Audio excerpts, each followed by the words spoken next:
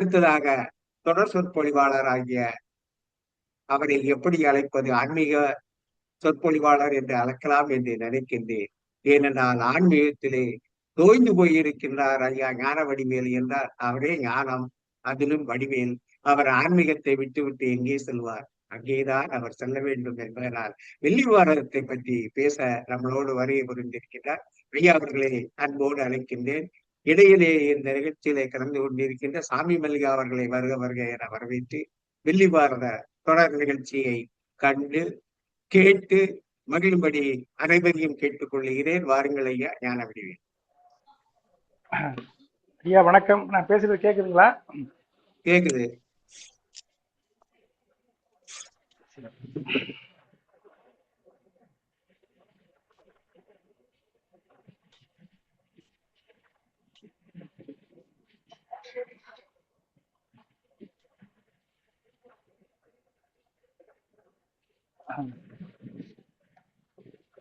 அறிஞர் பெருமக்கள் அனைவருக்கும் என் பணிவார்ந்த வணக்கத்தினை முதலில் தெரிவித்துக் கொள்கிறேன். தும்பி தமிழ் இலக்கிய அமைப்பின் 238வது இந்த கூட்டத்தில் உலகம் முழுவதிலிருந்து இணைந்திருக்கிற அன்புக்குரிய அறிஞர்கள் எல்லோரும் மிகுந்த போற்றுதலுக்கும் பாராட்டுக்கும் உரியவர்கள். இந்த நிகழ்ச்சியை சிறப்பாக நெறியாளுகை செய்து நடத்தி கொண்டிருக்கிற அன்புக்குரிய ஐயா புதுகை செல்வராசன் ஐயா அவர்களே, வாழ்த்து பாடலோடு தொடங்கி பின்னால் கருத்துரையும் வழங்கி நம்மை ஆற்றுப்படுத்த இருக்கிற அன்பிற்குரிய ஐயா ஹரிகோபாலகிருஷ்ணன் ஐயா அவர்களே, முல்லைப்பாட்டு குறித்து ஒரு சிறப்பான ஒரு அறிமுக உரையை நமக்கெல்லாம் அளித்து அந்த காலத்திற்கே நம்மை அழைத்து சென்று அமர்ந்திருக்கிற அன்பிற்குரிய ஐயா காவுக்கி அவர்களே, ஒரு வளமான ஒரு வரவேற்புரையால் நம் உள்ளம் கவர்ந்து வீட்டிருக்கிற அன்பிற்குரிய அம்மா பானுமதி கிருஷ்ணகுமார் அவர்களே, மற்றும் தர்மலிங்கம் ஐயா அவர்களே, சாமி மல்லிகாமா அவர்களே, கமலாநேயர் அம்மா அவர்களே, மற்றும் இந்த நிகழ்ச்சிக்கு வரவிருக்கிற வந்து சென்றிருக்கிற அனைத்து பெரியவர்களையும் வணங்குகிறேன். பெரியவர்களே, கம்பராமாயணம் பார்த்துவிட்டு நாம் வெள்ளி பாரதம் பார்த்து கொண்டிருக்கிறோம். அதிலே வில்லிபுத்திரனுடைய அந்த வியத்தகு செய்யுள்களை நாம் நம்மால் முடிந்த அளவிற்கு உள்வாங்கிக் கொண்டு உணர்வதற்கு தலைப்பட்டிருக்கிறோம். அந்த வகையிலே சென்ற 2 கூட்டங்களில் நாம் திரௌபதி சுயம்பர சருக்கத்தை மிக விழாவாரியாக பார்த்தோம். மிகவும் சுவையான ஒரு சருக்கமாக அது அமைந்திருந்தது என்பதை அத்தனை பேரும் ஒத்துக்கொள்வீர்கள். இந்த நிகழ்ச்சி இந்திரபிரஸ்த சருக்கம் என்கிற பெயரில் அமைந்திருக்கிறது. அதை ஐயா ஹரிகோபாலகிருஷ்ணன் ஐயா அவர்கள் மிக சிறப்பாக விளக்குவார்கள். என்ன சொல்றேன்னா, அம்மா அவர்களுக்கு அழகாக கேட்டாங்க, அந்த பிரஸ்தம் இந்திரபிரஸ்தமும் இன்றைக்கு இந்தியாவில் எழுங்கக்கூடிய இந்திரபிரஸ்தமும் ஒன்றா என்ற கேள்வியை அன்புக்குரிய பானுமதி அம்மா கேட்டார்கள். அந்த மாதிரியான கடினமான கேள்விக்கெல்லாம் எங்களுக்கு பெரியவர் எங்களிடம் இருக்கிறார் ஐயா ஹரிகோபாலகிருஷ்ணன் அவர்கள் பதில் சொல்வார்கள் என்பதை தெரிவித்துக் கொண்டு நான் இந்த இந்திரபிரஸ்தம் குறித்து வில்லிபுத்திரார் பாடிய பாடல்களில் ஒரு சில பாடல்களை உங்கள் முன்னால்.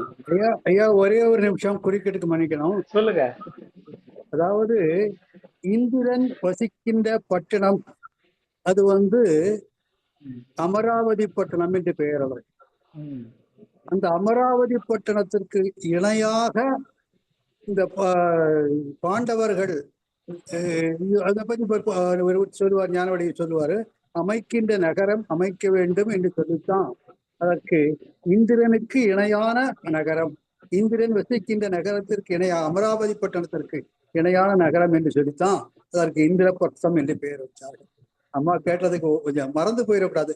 எனக்கு இல்ல அவங்க என்ன கேட்டாங்கன்னா, இல்ல அவங்க பேர்காரன்னு கேட்கல. அவங்க என்ன கேட்டாங்கன்னா, அந்த இந்திரபிரஸ்தமும் இன்றைக்கு டெல்லி பக்கத்துல இருக்கக்கூடிய இந்திரபிரஸ்தமும் முன்னான்னு கேட்டாங்க. அதாவது அந்த காலத்துல டெல்லிங்கிற பேரே அதுக்கு கிபி 2000க்கு அப்புறம் தான் கிபி 2000க்கு மேல, அதுக்கு மேல ஒரு 2000 கூட 1500 வருஷத்துக்கு 1200 வருஷத்துக்கு இவங்க முஸ்லீம் ஆட்சி வந்த பிறகுதான் கோரி முகமது தான் முதல்ல இந்தியாவினுடைய டெல்லி என்ற பகுதியை ஆண்ட கடைசி இந்து அரசன் அப்படின்னு பார்த்தா. இந்து அரசன் ரஜபுத்திரவரசன்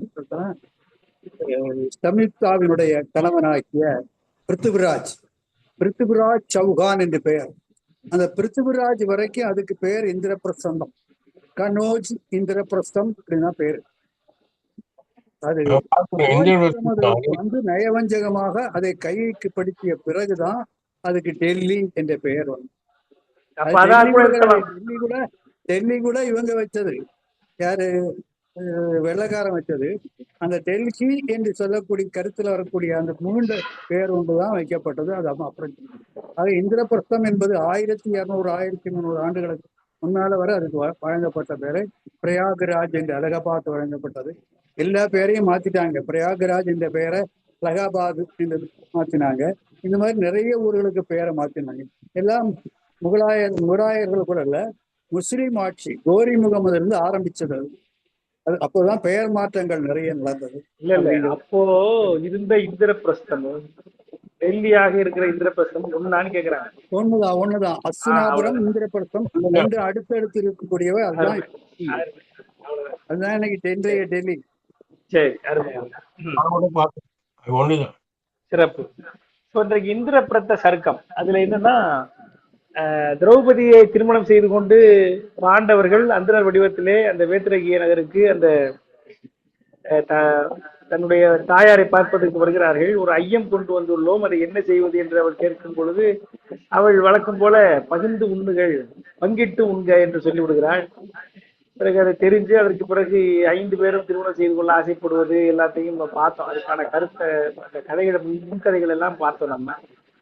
பிறகு இவர்கள் தான் பாண்டவர்கள் என்று ஒற்றர்கள் மூலமாக தெரிந்து கொண்ட பாஞ்சாலன் துருபதன் மிகவும் மகிழ்ந்து, சரி தன் மகள் சரியான இடத்திற்குத்தான் திருமணம் செய்து கொண்டு போயிருக்கிறாள் என்று மகிழ்ச்சியோடு அவர்களை அழைத்து உபசரித்து வரவேற்று தன்னுடைய பாஞ்சால நாட்டிலேயே இருக்க வைக்கிறார். அங்கே போய் அவர்கள் திருமணம் செய்து அங்கே அவர்கள் முறைப்படி திருமணம் செய்து அங்கே இருக்கிறார்கள். அப்பொழுது இப்ப இது தெரிந்த துரியோதனர்கள் எல்லாம் சண்டை போடுகிறார்கள். அந்த சண்டையிலும் பாண்டவர்கள் வெல்கிறார்கள். பிறகு சில காலம் கழிப்பதற்கு பிறகு திருதராஷ்டிரன் அவர்களை அழைத்து அவர் தர்மனுக்கு தகுந்த ராஜ்யம் கொடுக்க வேண்டும் என்று அவன் மனதிலே ஒரு எண்ணம் தோன்றி தர்மபுத்திரனை அன்போடு அழைக்கிறான். தர்மபுத்திரனும் தன்னுடைய பெரியப்பாவினுடைய அந்த ஆணையை ஏற்று தன் தம்பிகளையும் திரௌபதியையும் தாயாரையும் அழைத்துக் கொண்டு ஹஸ்தினாபுரத்துக்கு திரும்பி வருகிறார். இதுவரைக்கும் நம்ம போன சருக்கத்தில் பார்த்தோம். இன்றைக்கு இந்திரபிரஸ்த சருக்கம் இது தொடங்குகிறது. திருதராஷ்டிரன் அங்கே அழைத்து தர்மபுத்திரர்களை ஒரு இடத்துல தங்க வைத்து பிறகு அவருக்கு முடிசூட்ட தீர்மானிக்கிறான். அவனுக்கு ஒரு அரசை கொடுத்து முடிசூட்ட தீர்மானிக்கிறான். அந்த பாடலை அழகாக சொல்கிறார். எனக்கு இந்த பாடலை ரொம்ப பிடிச்சது என்னன்னா, வெள்ளிபுத்திரார் பெரிய விஷயத்தை சுருக்கி அழகாக ஒரு பாடலுக்குள் எப்படி சொல்லுகிறார் என்கிற அந்த சூட்சுமம் எல்லா இடங்களிலுமே வெளிப்படுகிறது. அதுல ஒரு இடம், இந்த இடம் அத்தினபுரியில் ஐயிரு பதின்மர் ஐவர் என்று 2 அற தம்மில் ஒத்தனர் மறுவ செவ்வர் மெய் வெறுவ உளம் மகிழ் நாளில் எழுதுகிறார். என்னன்னா, அத்தினபுரியில் ஐயிரு பதின்மர் ஐவர், அதாவது 105 பேர். அந்த 105 பேரை அவர் எப்படி சொல்லுகிறார் என்று சொன்னால், ஐயிரு பதின்மர், 2 10 பதின்மர், 10 × 10 100, ஐவர் ஒரு 5 கூட்டுகிறார், 105. 100 கௌரவர்கள், 5 பாண்டவர்கள், ஐயிரு பதின்மர் ஐவர் என்று 2 அற. 2 அறன்னா 100 பேர் தனி, 5 பேர் தனின்னு தனித்தனியா பார்க்க முடியாத அளவிற்கு அந்த 2 என்ற எண்ணம் அற்றுப்போகிற அளவுக்கு ஒற்றுமையாக அவர்கள் அங்கே இருந்தார்கள். தமிழ் ஒத்தனர் மறுவ, அப்படியே எல்லாத்தையும் மறந்து அவர்கள் ஒற்றுமையோடு கொஞ்சி குழாவி அல்வலாவி அங்கே இருந்தார்கள். செவ்வர் மெய் வருவ, செவ்வர்னா எதிரிகள். இவங்க போய் இருக்கிறத பார்த்து எதிரிகள் எல்லாம் நடுங்கி போனார்கள். என்ன இவர்கள் எல்லாம் இப்படி இருக்கிறார்களே, நம்ம கதை எப்படியா என்ன ஆகும் என்று எதிரிகள் மறுவ உளம் மகிழ் நாளில், அந்த உலங்கள் எல்லாம் மகிழ்ந்திருக்கக்கூடிய ஒரு நாளில், அந்த காலத்தில் ஒரு நாள் திடீர்னு மைத்ரன் முதலாம் தமரையும் தக்க மந்திரத்தவரையும் கூட்டி எண்ணினான் நிகழோம்.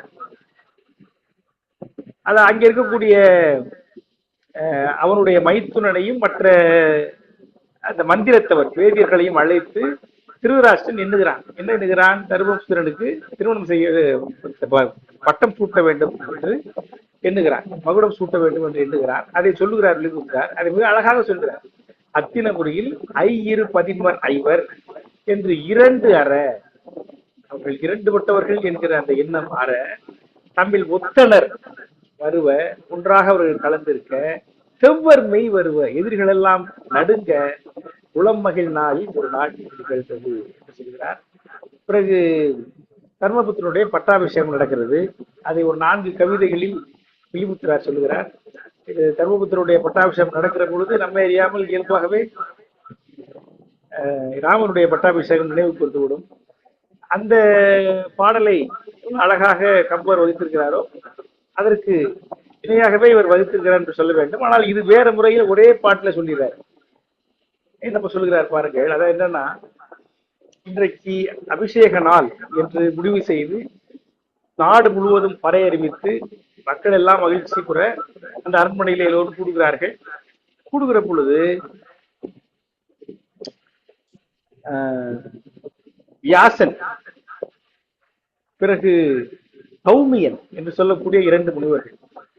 அங்கே நமக்கு தெரியும் இல்லையா, அரியணை அனுமன் தாங்க அங்கனுடைய வேந்து வசிட்டன் புனைந்தான் மௌலி. அங்கே வந்து வசிட்டன் மௌலி புனைவார். இங்க வியாசரும் கௌமியன் என்று சொல்லக்கூடிய இன்னொரு முனிவரும் சேர்ந்து தர்மபுத்திரனுக்கு மகுடாபிஷேகம் செய்வார்கள். அதை சொல்லுகிறார் அந்த பாட்டு. அத்தியின் பலகை நவமணி அழுத்தி, அத்தி மரம் இருக்கு பாருங்க, அத்தி மரத்தோடைய பலகை, அந்த பலகையில நவமணிகளையும் அழுத்தி ஆடகத்தை அமைத்து ஒரு மஞ்சம் போல் அமைத்து அரிமுகத்தால், சிங்க முகத்தோட அந்த அரியணை இருந்தது, அரிமுகத்தால் பக்திகோள் பீடத்து அழகுற இருக்கு.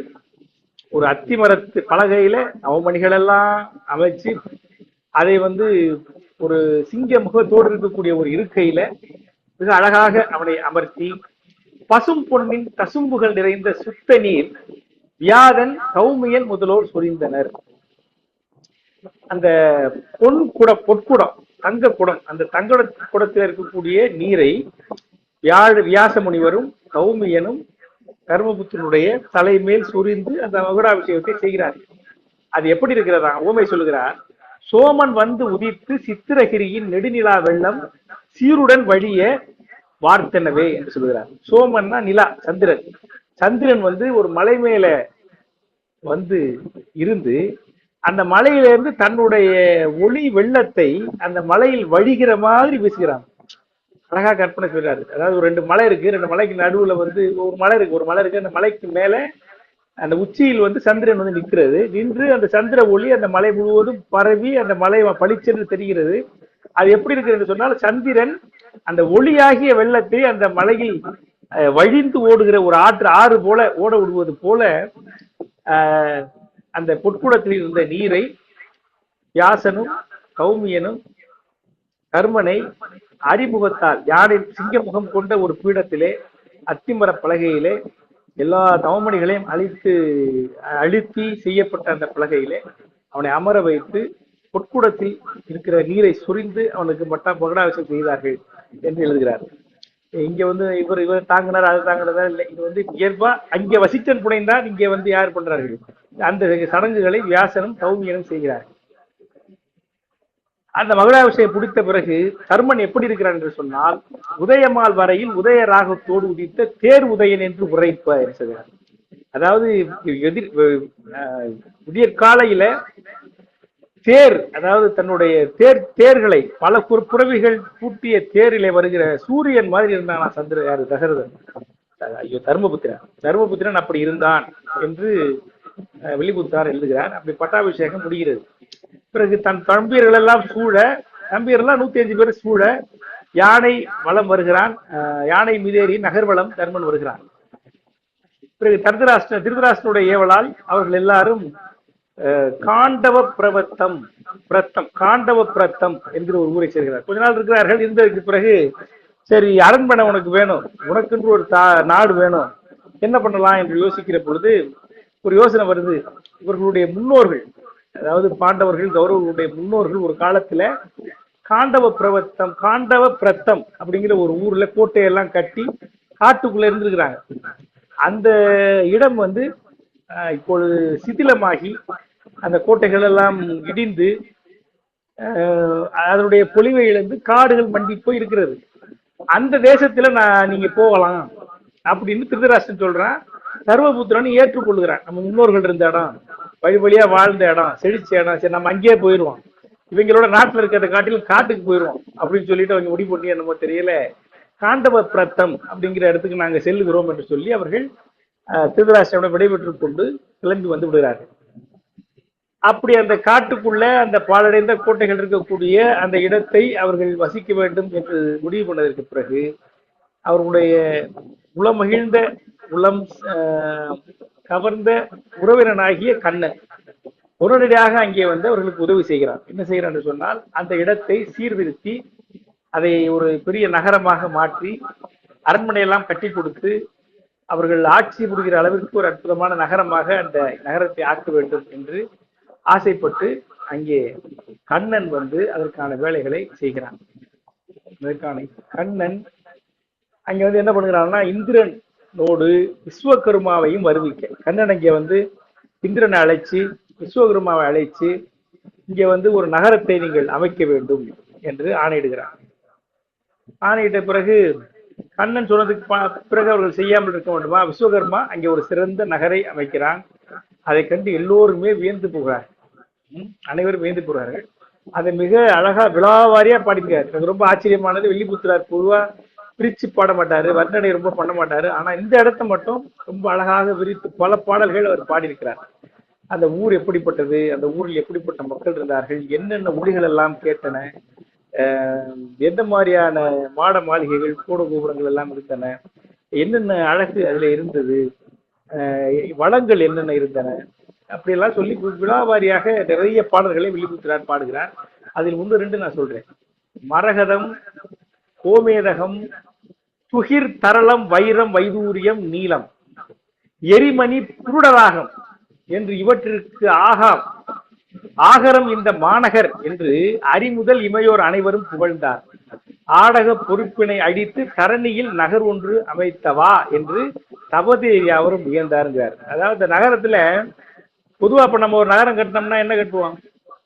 செங்கல், சிமெண்ட், சுண்ணாம்பு, மணல் இதை வச்சு கட்டுவோம் இல்லையா? அதிகபட்சம் கிரானைட்டு இதை வச்சுதான் போடுவோம். ஆனா அந்த நகரம் எப்படி இருந்ததுதான், மரகதம் நவரத்தினங்களும் அங்கே அதிகமாக பயன்படுத்தி அத்தனைக்கும் ஆகரம், அத்தனை நவரத்னங்களுக்கும் உறைவிடமே இந்த நகரம் தான். இங்க வந்தா போனா போதும். இப்ப கோலார் தங்க வயல்னு சொல்றோம். தங்கம் வந்து கோலார், தங்கத்துக்கு கோலார் உறைவிடம். அந்த மாதிரி இந்த நகரம் வந்து எல்லா நவரத்னங்களுக்கும் உறைவிடம் என்று கருதுகிற அளவிற்கு இருந்தது என்று அவர்கள் பாடினார்களாம், சொன்னார்களாம். அதை சொல்லுகிறார். அது என்னென்ன அப்படிங்கிறதே சொல்றாரு. மரகதம் அதை பாட்டுல வைக்கிறது ரொம்ப ஆச்சரியமா இருக்குது. ஒரு பாட்டுக்குள்ள இந்த நவரத்னங்களையும் அந்த இலக்கணத்துக்கு உட்பட்டு அழகாக அமைத்திருப்பது வில்லிபுத்திராருடைய திறமையை காண்பிக்கிறது. மரகதம், கோமேதகம், துகிர், தரளம், வைரம், வைதூரியம், நீலம், இது முதல் அடி. 2வது அடி மரகதம் போட்டதுனால 2வது அடி வந்து எரிமணி, புருடராகம் என்று இவற்றிற்கு ஆகரம் இந்த மாநகர் என்று அறிமுதல், யாரு? நாராயணன் முதல் இமையோர் அனைவரும் புகழ்ந்தார், தேவர்கள் எல்லோரும் புகழ்ந்தார். ஆடக பொறுப்பினை அடித்து தரணியில் நகர் ஒன்று அமைத்தவா என்று தபதியர் யாவரும் வியந்தார். அதாவது பொன்மயமான மேருமலையை அழித்து இந்த நகரை நீ உண்டு பண்ணாயா தர்மா என்று சொல்லி அந்த தபசிகள் யாரும் எல்லோரும் அதை புகழ்ந்தார்கள் என்று எழுதுகிறார். அப்படி அந்த நகரத்தினுடைய சிறப்பை மிக தெளிவாக அங்கே அவர் வெளிப்படுத்தி வருவதை நாம் இங்கே பார்க்கிறோம். இப்படி இந்த நகரம் மிக அழகாக ஆகிவிட்டது. இதை பார்த்த உடனே இந்திரனுக்கு வந்து கவலை வந்துருச்சான். என் பதி அழகு குலைந்தது, என்னுடைய ஊரு இப்ப சாதாரணமா போச்சு என்று எண்ணி இந்திரன் வெறுக்கவும், இயக்கர்மன் பதி பொலிவு சிதைந்தது என்றிடவும், அதாவது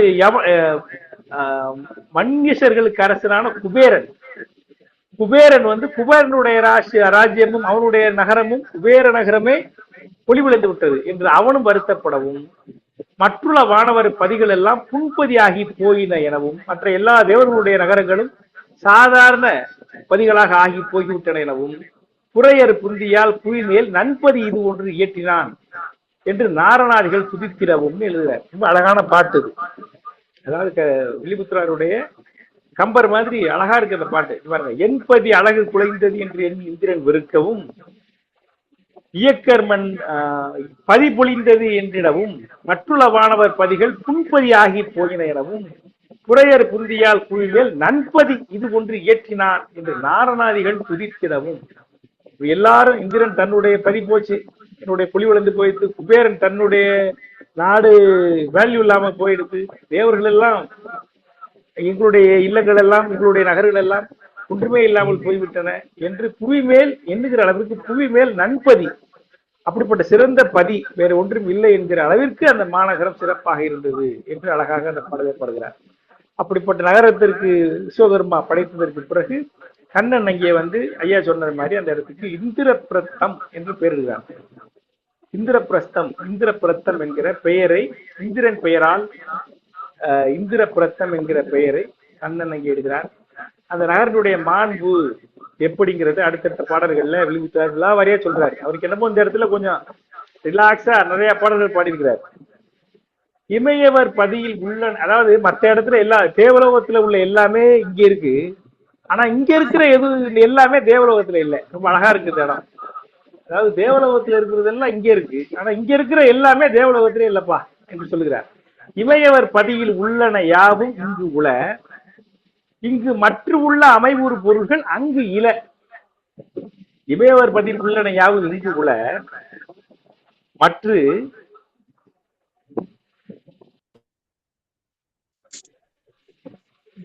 இது வர மாட்டேங்குது.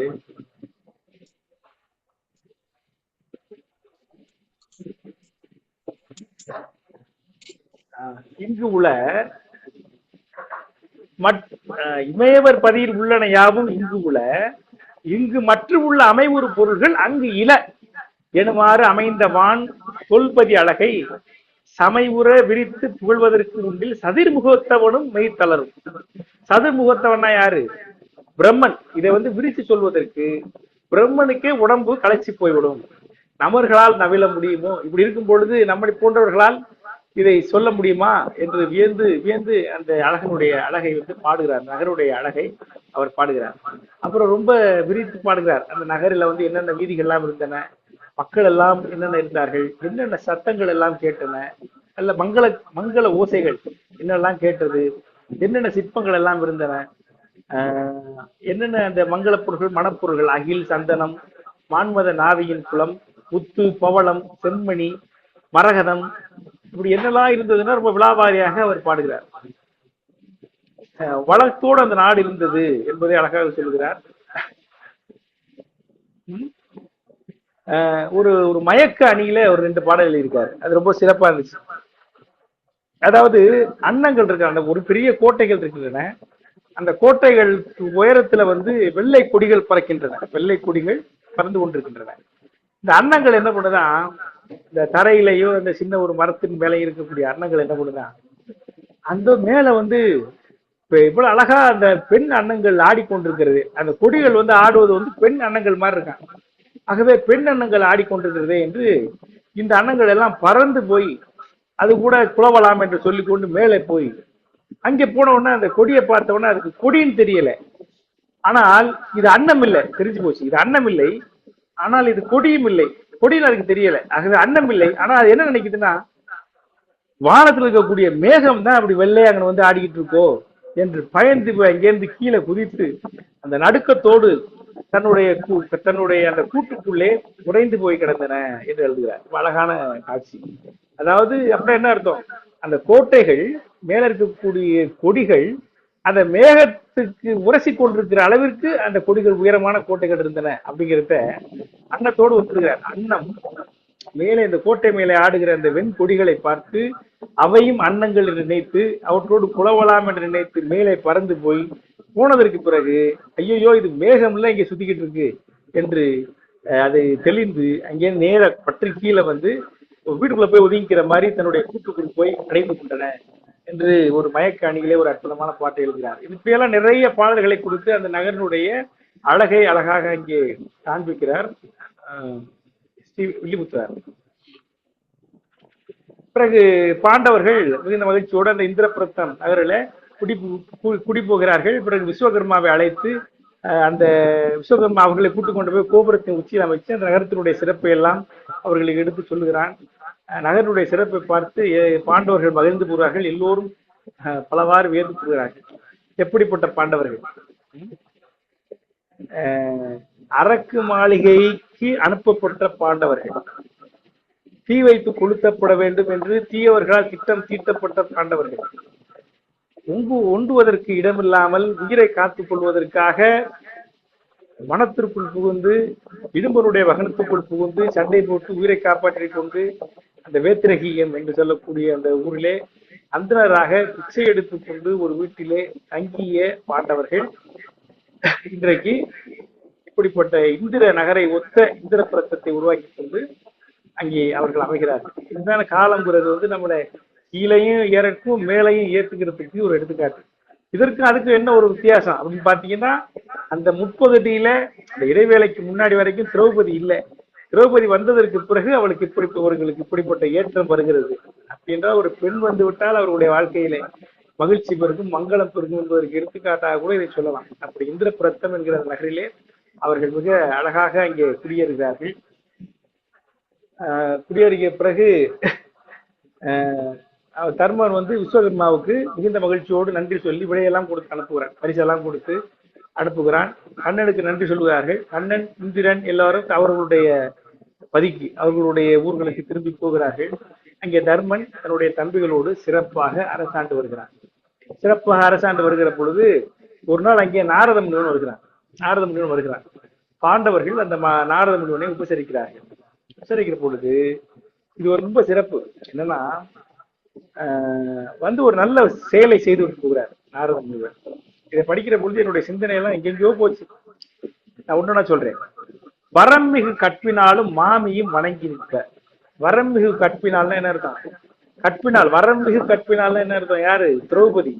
அதாவது வரத்தால் கூட பெற முடியாத அற்புதமான கற்பை உடையவள் அவள். வரங்கள் மிகுந்த கற்பினையை உடையவள் திரௌபதி. மாமி, அவளுடைய மாமி குந்தி வணங்கி நிற்க. சரிகம பதனி பாடல் தண்டு தைவரு செங்கையோ. அழகா போட்டிருக்காரு. இசைப்பாடல் பாடக்கூடிய நாரதர் அத அழகா போடுறாரு. சரிகம பதனி பாடல் தண்டு தைவரு செங்கையோன். தண்டு தைவருனா ஒரு கையில வந்து இந்த வீணையை வைத்துக் கொண்டு இந்த சரிகம பதனிங்கிற பாடல் பாடுகிற செங்கையோன், செம்மையான கையை உடைய நாரதன். அது நான் ரொம்ப ரசிச்சேன். அந்த சரிகம பதனிங்கிறத கொண்டு வந்து இந்த பாடலுக்குள்ள அவர் வைக்கிறதையும், வரமிகு கற்பினாலும் மாமியும் வணங்கி நிற்க. சரிகம பதனி பாடல் தண்டு தைவரு செங்கையோன். அந்த தண்டு இந்த வீணையில் அந்த ராகத்தை செய்யக்கூடிய செங்கையோன் ஆகிய நாரதன் இரு செவி படைவீடாக எம்பிரான் அழைக்கப்பெற்ற பெருமுனி அவருக்கு ஓர் வார்த்தை பெற்றுற பேசுவானே என்று சொல்லுகிறார். அதாவது திருமாலானவர் தன்னுடைய 2 செவிகளையும் அவனுடைய பாட்டு கொடுப்பாராம். அப்படிப்பட்ட பெருமையை உடைய நாரதன் அவர்களை பார்த்து ஒரு செய்தி சொல்றான். என்ன சொல்லுகிறான்? கந்தோப சுந்தர் அப்படின்னு ஒரு வரலாறு, ஒரு 2 பேர் இருந்தாங்க அரக்கர்கள். அவர்களுடைய வரலாற்றை சொல்லி திரௌபதி நிமித்தமாக பாண்டவர்களுக்கு ஒரு செய்தியை அவன் சொல்லுகிறான். இது ரொம்ப அருமையான பாட்டு. பாருங்க. முராரி நாபி முளரிவாள் முனியை. கம்பர் மாதிரியே இருக்கும் அந்த பாட்டு. முராரி நாபி முளரிவாள் முனியை முக்கன் பராரியை நோக்கி முன்னால் குறி பெருந்தவத்தின் மிக்கார் கராரிகள் தம்மில் சுந்தோப சுந்தர் என்று இருவர் தங்கள் பிராரி ஏவலினால் வந்த திலோத்தம இதனை கண்டார். 2 பேர் சுந்தோன் பசுந்தன் 2 பேர். சுந்தோன் பசுந்தன் 2 பேர். சுந்தோ பசுந்தர். இந்த 2 பேரு திலோத்தமை. 2 பேர் பெரிய மன்னர்கள் மாதிரி, அரக்கர்கள் மாதிரி இருந்தார்கள். எல்லா வளங்களையும் பெற்று வந்தார்கள். எல்லாம் சிறப்பாக வாழ்ந்து வந்தார்கள். ஆனால் திலோத்தமையை ஒரு நாள் நேரடியா பார்த்த உடனே அவங்களுக்கு வந்து அவர் மேல ஆசை வந்து விட்டது. அண்ணனுக்கும் ஆசை வந்துருச்சு, தம்பிக்கும் ஆசை வந்துருச்சு. அண்ணன் சொல்றான், அவளை நான் மணந்து கொள்ள ஆசைப்படுகிறேன், அவள் எனக்கு மனைவியாக தக்கவள், எனக்கு மனைவியானவள் உனக்கு அம்மா மாதிரி என்று அவன் சொல்லுகிறான். அண்ணன் சொல்றான். தம்பி சொல்றான், நான் அவன் மேல ஆசைப்பட்டேன், தம்பி மனைவி வந்து உனக்கு மருமகள் மாதிரி, நீ அவள் மேல ஆசைப்படக்கூடாது என்று அனைத்திலும் ஒத்திருந்த அவர்கள் இந்த ஒரு விஷயத்துக்காக சண்டை போட்டுக் கொண்டு 2 பேருமே மாய்ந்து போடுகிறார்கள். இந்த கதையை சொல்றாங்க. அதாவது ஒரு பெண்ணால் சகோதரர்களுக்குள்ள கூட சண்டை வருங்கிறத வந்து நாரதர் அந்த இடத்துல அழகா சொல்றாரு. அதை வந்து ஒரு அற்புதமான பாட்டு. அதாவது இந்த திலோத்தமை அவர்கள் பார்க்கிறத வந்து பாட்டுல சரிகம பதனின்னு சொல்லிட்டாரா, அதுக்காகவே இந்த பாட்டை இப்படி அமைத்தாரான்னு தெரியல. வெளிப்படுத்துறாரு. ரொம்ப சிறப்பான பாட்டு.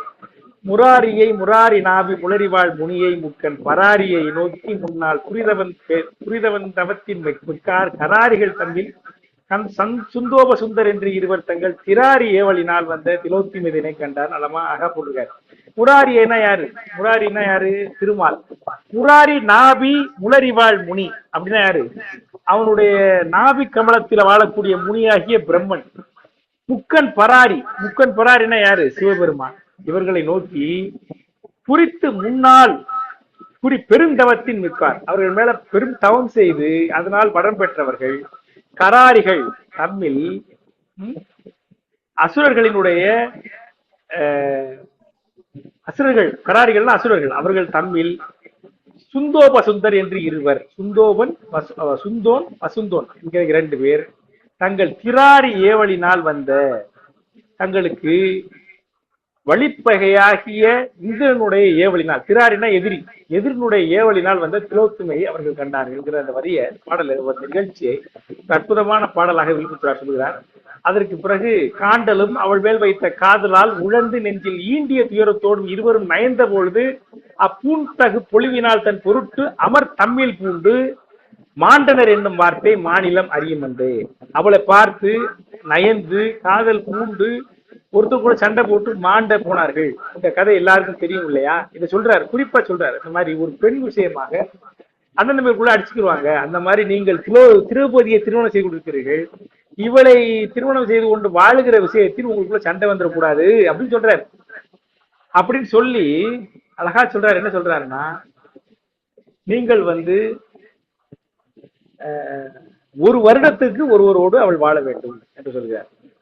நீ விரும் விதியால் வேட்ட நேயம் உண்டேனும் உங்களுக்கு அவள் மேல் விருப்பம் இருந்தாலும் மன்றல் ஓவியம் அணையால் தன்னை ஓர் ஆண்டு ஒருவராக, அவள் மேல விருப்பம் எப்பவும் இருக்கலாம், ஆனாலும் ஓவியம் அணையால் தன்னை ஓர் ஆண்டு ஒருவராக மேவி நீர் புரியும் அங்கன் மேவும் நாள் ஏனையோர் இக்காவியம் கண்ணினாலை கண்ணுரல் கடனது அன்றேங்கிறார்.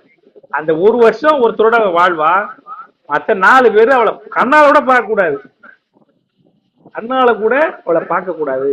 காதல் இருந்தாலும் நீங்கள் அதை வெளிப்படுத்தக்கூடாது, நீங்க கண்ணால கூட பார்க்க கூடாது. ஒருத்தர் கூட அப்ப இந்த அவங்க 2 பேர் மாதிரி சண்டை போட்டுக்கிட்டு நீங்க சண்டை போட்டுக்கிட்டு சிரமப்படாமல் இருப்பீர்கள் என்று நாரதர் சொல்லுகிறார். சரியான சமயத்துல சொல்லுகிறார்.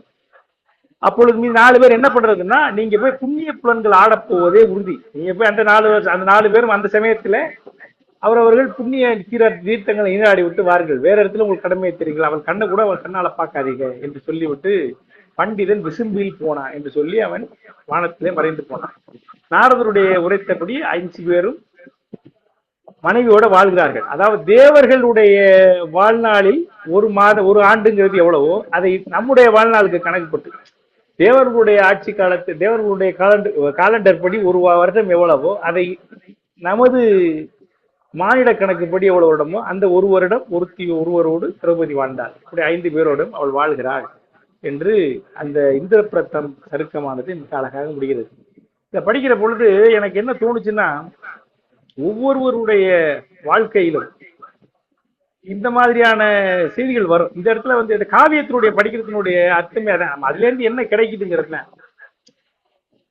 நீங்க பாருங்க. நான் முதல்ல சொன்ன மாதிரி வாழ்க்கையினுடைய எல்லைப்புறத்துக்கு இறப்பை சாவ நோக்கி போன பாண்டவர்கள், கணவனை இழந்த தந்தை இழந்த பாண்டவர்கள், கணவனை இழந்த குந்தி, இவர்களை ஒழித்து விட ஒரு அரசே முயற்சி பண்ணுகிறது. ஆனாலும் அவர்களை காலம் கொண்டு கடை தேற்றி இந்திரனுடைய பதியை காட்டிலும் சிறந்த ஒரு பதியை, குபேரனுடைய பதியை காட்டிலும் சிறந்த ஒரு பதியில கொண்டு அமர்த்துகிறது. எல்லா அரசர்களும் போராடினாலும் அவர்களுக்கெல்லாம் கிடைக்காத திரௌபதியை அவர்கள் கைகளிலே சமர்ப்பிக்கிறது. அப்ப காலம் யாருக்கு எந்த சமயத்துல உதவி பண்ணும் அப்படிங்கிறத நம்ம கணிக்க முடியாது என்பதை அந்த பகுதி சொல்வதாக நாம் நினைப்பது போல, ஒரு விஷயத்துக்கு 2 பேர் சண்டை போடுறது, ஒரு விஷயத்துக்கு 5 பேர் ஆசைப்படுறது அப்படிங்கிறது இயல்பா நடக்கும். ஒரு இடம் வாங்க போறோம், 5 பேர் போட்டிக்கு வருவான். ஒரு தொகுதியில நிக்கிறான், 10 பேர் போட்டிடுறான். அப்படி பாத்தீங்களா? அது வெளியாள்கள் போடுறது இல்லை, உதரர்கள் சொந்தங்களுக்குள்ள சகோதரர்களுக்குள்ள அடித்துக் கொள்ளுகிற பொழுது அங்க ஒரு ஒரு பெரியவர் நாரதர் மாதிரி ஒருவர் மிக சரியான ஒரு செய்தியை சொல்லி, அதை சும்மா சொன்னா கூட காதுல வாங்க மாட்டான். நீங்க இப்படி இருங்கப்பான்னா, சரி சரி எங்களுக்கு தெரியும் போயாண்டுவான். அதற்காக அந்த கதையை சொல்லி, அந்த சுந்தன் பசுந்தன் என்று சொல்லக்கூடிய அந்த அரக்கர்களுடைய கதையை சொல்லி, முராரி நாவி இல்வாழ் முனியை முக்கன் பராரியை நோக்கி செய் தவத்தின் மிக்கார் யாரு? அந்த கராரிகள் யாரு? அந்த அசுரர்கள் அவர்கள் இருந்தார்கள். அப்படிப்பட்டவர்களை கூட இந்த மாதிரி திலோத்திமையின் காரணமாக சண்டை வந்தது ஒரு கதையை சொல்லுகிற போது அவர்கள் புத்தியில உரைக்கிறது. ஆகவே அவர்கள் வாழ்க்கை சிறப்பாக வாழ்வதற்கான ஒரு வழிவகை பிறக்கிறது. இந்த மாதிரி நம்முடைய வாழ்க்கையில இந்த மாதிரி எல்லாம் சிக்கல்கள் வருகிற பொழுது நமக்கு அதை போன்ற செய்திகள் நினைவுக்கு வர வேண்டும் என்கிற கருத்திலே தான் இந்த காவியத்தை நான் பார்த்து தெரிந்து கொண்டேன். அதே போன்ற நாரதர் போல நல்லவர்கள் நமக்கு நல்ல புத்தி சொல்ல வேண்டும் அப்படின்னு நானும் வாழ்க்கையில் எல்லாருக்கும் நடக்கணும்னு எனக்கு ஒரு எண்ணம் தோன்றியது என்று சொல்லி இந்த கருத்தோடு இன்றைய பேச்சை முடிப்போம். அடுத்த பகுதியை அடுத்த சதவீதத்தை சந்திப்போம். அனைவருக்கும் நன்றி, வணக்கம். நன்றி ஐயா. மிக சிறப்பாக வெள்ளி பாரதை பற்றி அந்த கதையோடு தொடர்புடைய கருத்துக்களையும்